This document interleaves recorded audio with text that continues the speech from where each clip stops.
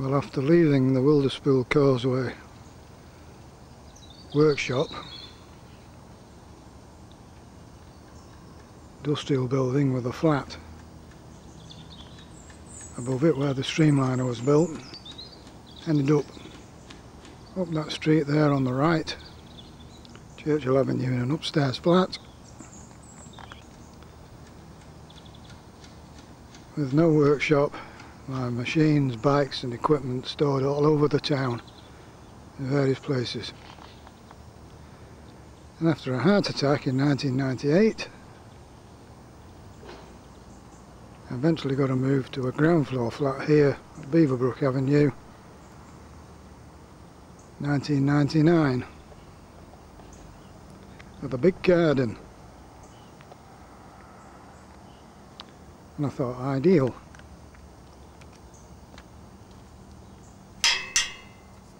Build a garage and put all my stuff back in there.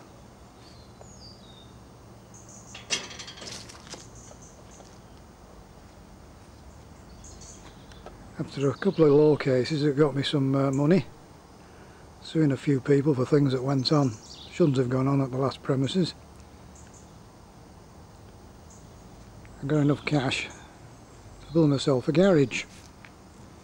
Bought the panels second hand, recovered from the heart attack, lifting 200 weight panels. Built myself one of the biggest garages on this estate. Second hand roof panels and second hand concrete sections. Took me 6 months to build.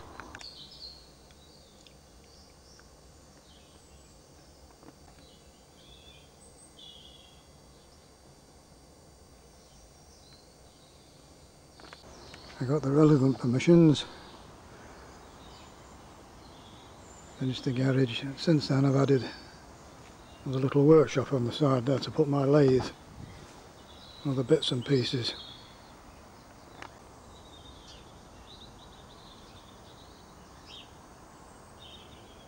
Pretty secure here.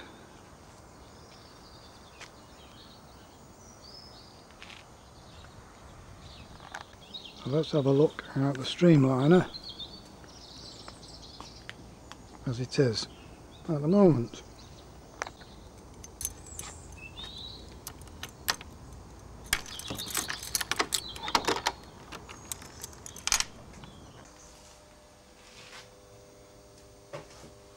Well, there's the original two-faced. I was third quickest in Europe in 1968. Should have been in Warrington Museum at the moment. There's an exhibition on for 60s memorabilia, bikes and scooters. A man was supposed to have taken pride of place in there with the exhibition, but it wasn't well enough to get it in there in time. But it's on for 2 months, so there's a chance yet that I could get it in there in another month's time. We'll see. After suffering near bankruptcy, £1,000 every 12 weeks for rent at the works premises I occupied previously, where the streamliner was built, with a little flat that I constructed at the top, because the person running the place moved out and left me stuck in there. I ended up working with a mechanic, repairing old cars, welding rust, goodness knows what, and I lost 7 years' time on my projects, and of course a lot of money. So I moved from there and got into the Churchill Avenue flat, as I mentioned earlier, and then came the heart attack. That was 12 years ago, which I recovered from. And 3 years ago a serious bout of pneumonia, and then recently treatment for cancer, also an inner ear problem which I won't bore you with the details of. So to get this streamliner finished now at 69 with little cash and not perfect health is a big ask, but my enthusiasm is as strong as ever.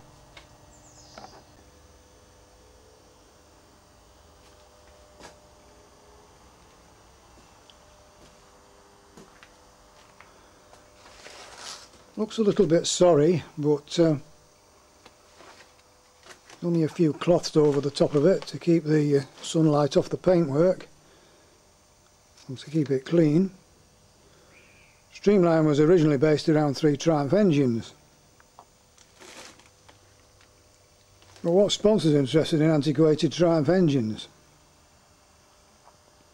Should have gone for a jet engine from the beginning.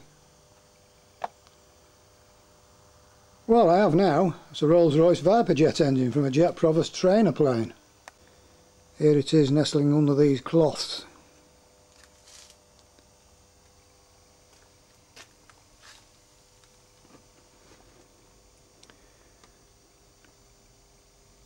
It's a Viper, Rolls-Royce Viper jet engine. There's about 1,600 pounds of thrust.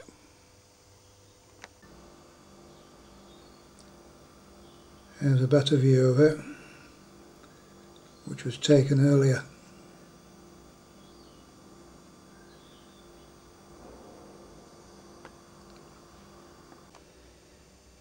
There's enough thrust to lift the aeroplane into the air and propel it along at 400 miles an hour.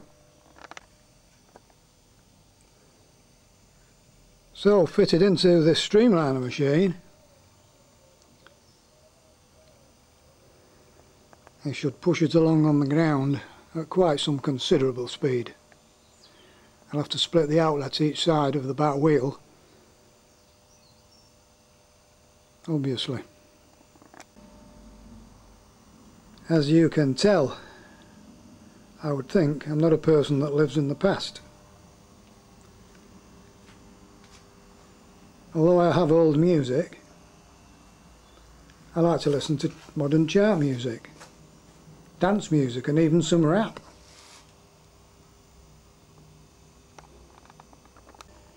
So it is with my projects, and that's why in 2006 I took out a bank loan to buy a second-hand Suzuki Hayabusa, so I had something up to date to ride. This is it. A machine that could potentially, possibly, hit the speeds that I was originally aiming for when I first conceived the Streamliner machine. I usually build my own engines, but a mate of mine, Wayne Little, is an expert on these Busa and other Jap engines, and he offered to do mine. It would save me hours of work and studying the workshop manual on an engine I'm not familiar with. However, I did want it done to my specifications. Usually, but not always, inlet cams are longer duration than exhaust cams, and so it is with the Hayabusa.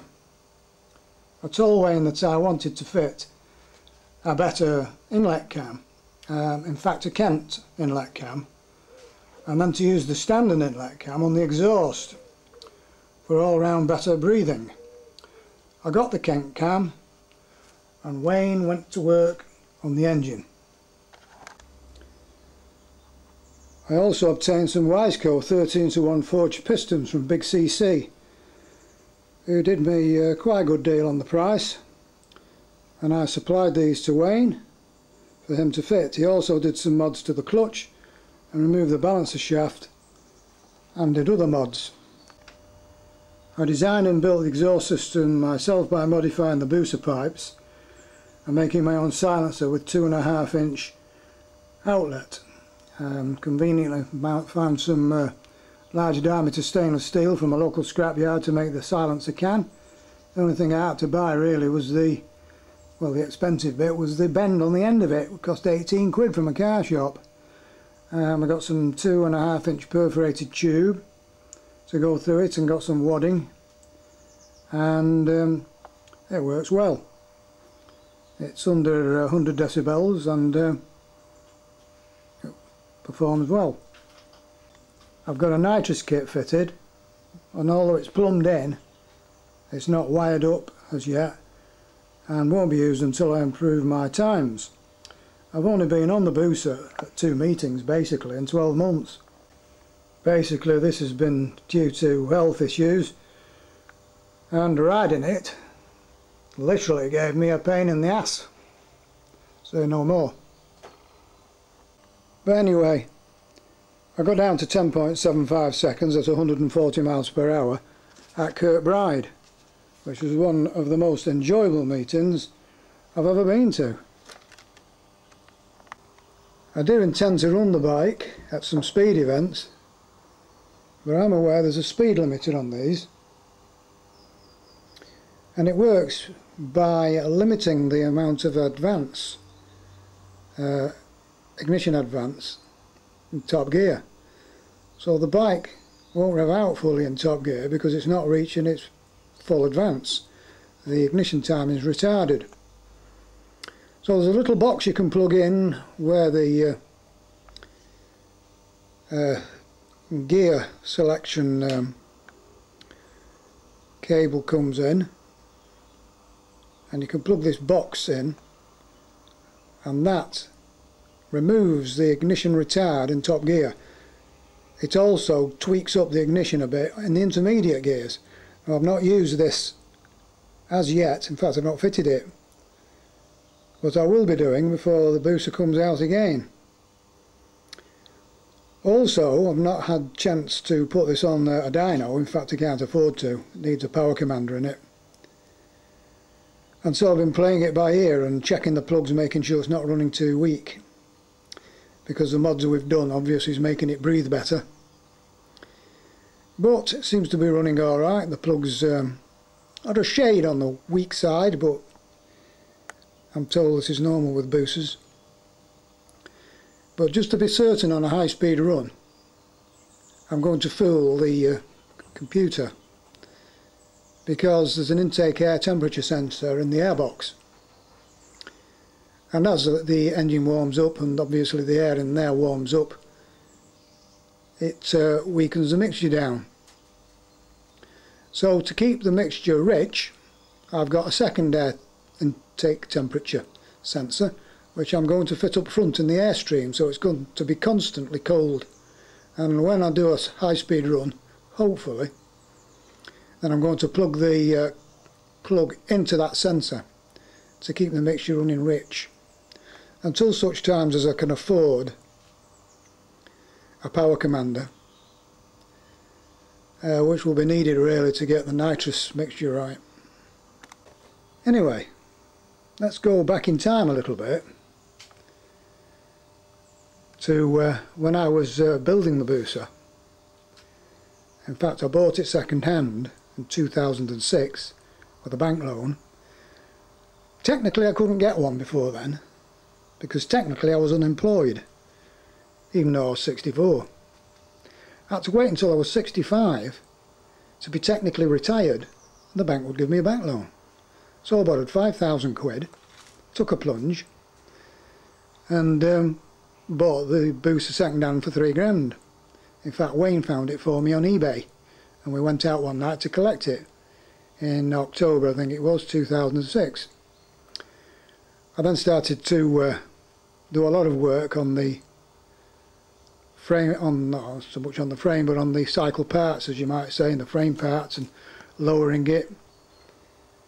So let's rewind a little bit and look at the modifications I actually did myself, and we'll have a look at the behind the scenes, and then following on from that, just a few of the runs from York and Kirkbride. The Hayabusa as it was when I got it in November 2006.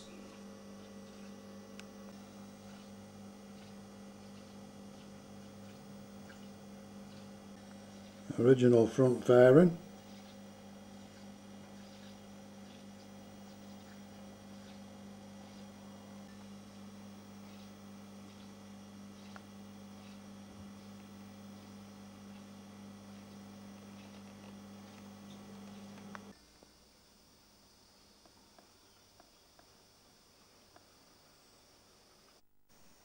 Superb looking machine,